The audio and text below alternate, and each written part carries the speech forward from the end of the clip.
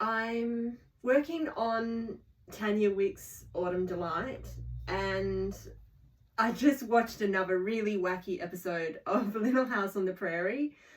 So I'm about to plot spoil episode 17 of season 6.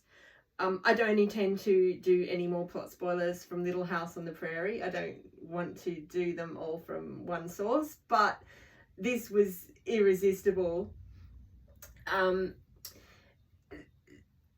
Laura's future sister-in-law, when she grows up, is actually teaching the class at Walnut Grove now, and there's a new student. Well, he's not new to town, but we've never seen these characters before, but he is massive, as tall or taller than the teacher, and he looks like he's on steroids, and he acts like it. He's put paper mache paste all over this dweeby little kid. He plays his harmonica in class and won't stop it, and he's punched out Albert, and he's knocked the teacher's chair over, and she's stood up going, "Oh, I don't feel very well, everyone go home," because she's scared of him and she's upset. And Albert and Laura run home, and Ma wants to know why they're home early, so they tell all.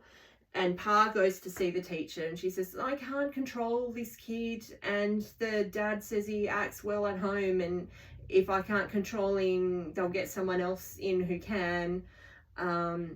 So Pa goes to see the parent, and the parent's like, "Oh, it's not the way my son says everything happened, and he can do no wrong." And the kid actually can overhear this conversation. They don't know it, but the kid can hear this, and it emboldens him even more. I mean, far out, this kid's pretty bold already.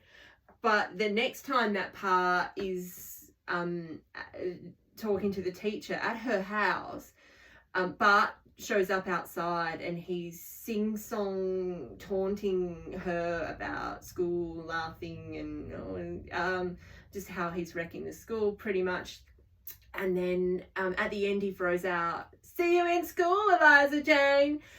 Like that, he's using the teacher's name really condescendingly. He's just so provoking that the school board would like to have a meeting and expel him. That seems to be the only solution if any of the kids are going to learn. So this is the age-old thing, like, gotta expel this kid.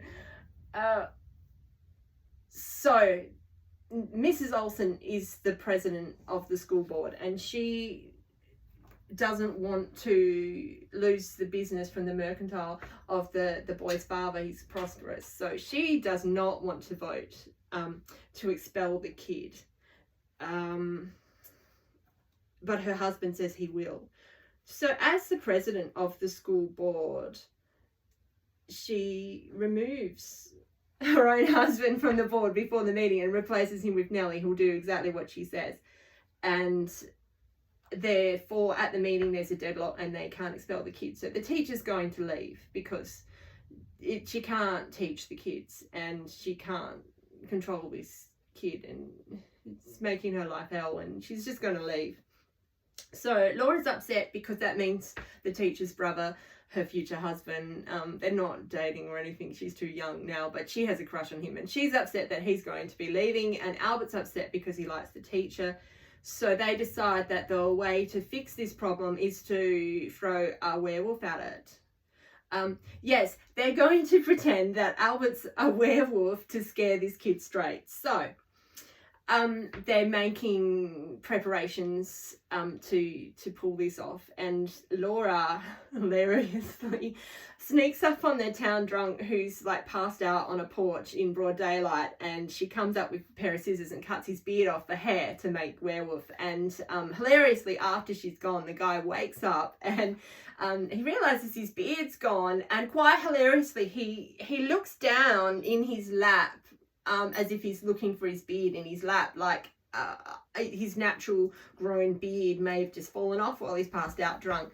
So I thought that was gold. And then the next step of the prep for this ruse is that they wait, Laura and Albert wait for the bully to catch up to them after school one day, and Albert pops a couple of salt capsules in his mouth. Now that must be like Epsom salts, because it starts foaming, and he's going, oh, and Laura's holding him back, and Bart, the bully's like, what's wrong with him? And she's going, oh, he doesn't like you. He didn't like you anyway, but now that you've upset the teacher and making her leave, he really doesn't like you. And someone says like, oh, he loves the teacher so much, he'd die for her. And this dweeby little kid goes, or maybe kill. And Bart's like, what? He looks like he's got rabies. And the dweeby kid goes to Laura, you better take Albert home before he turns. And so they scamper off, and Bart says to this dweeby kid, you know something, don't you? You know what's wrong with Albert. And the kid goes, I promised I wouldn't tell. But he's meant to tell, of course. He's meant to tell, because he says, oh, Albert's a werewolf, and it's a full moon tonight, and they have to lock him up in the barn so that he doesn't kill anyone. And so that guarantees that the bully's going to turn up at the Ingalls barn that night, which is the setup. So they're preparing that.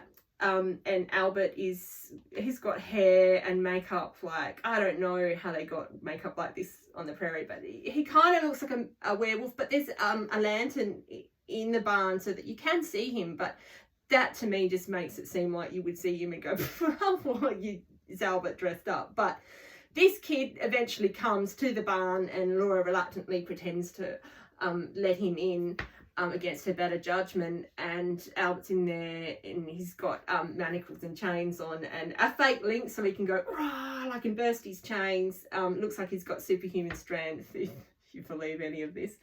And this kid does believe it, which is just incredible. And Albert's like, oh, and growling and pretending to burst his chains, and he gets away breaks away from the wall, and he's coming through the barn, and the kid's running sort of back out of the barn to get further away from him, and he trips over, and Albert werewolf picks up this huge boulder, which is paper mache. We saw them preparing that. There was a lot of paper mache in this episode. So anyway, he's holding it, and the kid thinks he's going to get crushed. And Laura's saying, maybe he won't do it if you do what he wants. And Bart's like, what does he want?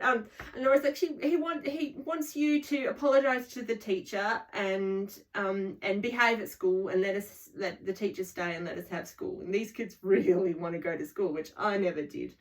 But like, they're like robot snake kids, aren't they? So apart from cutting off people's beards while they're passed out drunk. So it's working.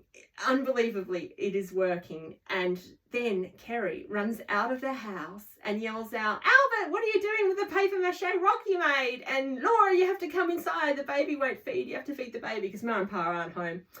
And so the kid's like, what are you pulling here? And he punches Albert, and he has a huge black eye the next morning, and it's